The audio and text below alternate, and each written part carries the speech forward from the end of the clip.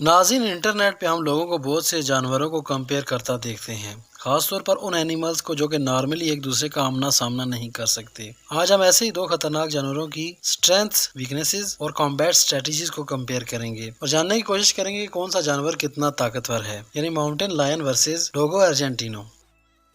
अस्सलाम वालेकुम नाज़रीन, वेलकम टू शाहवार टीवी।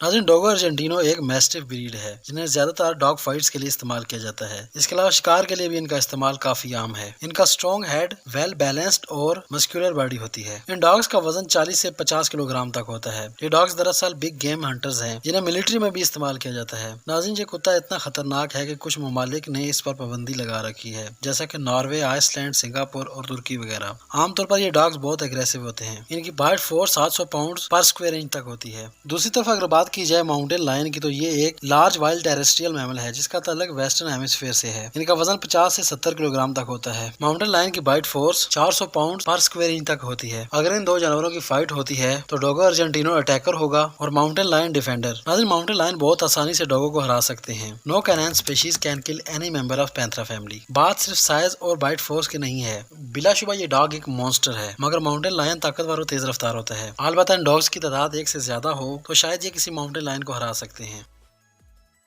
ऐसी मजीद वीडियोस देखने के लिए शाहवार टीवी को सब्सक्राइब करें। इसके अलावा अगर आप किसी खास टॉपिक पर वीडियो देखना चाहते हैं तो ज़रूर कमेंट कीजिएगा।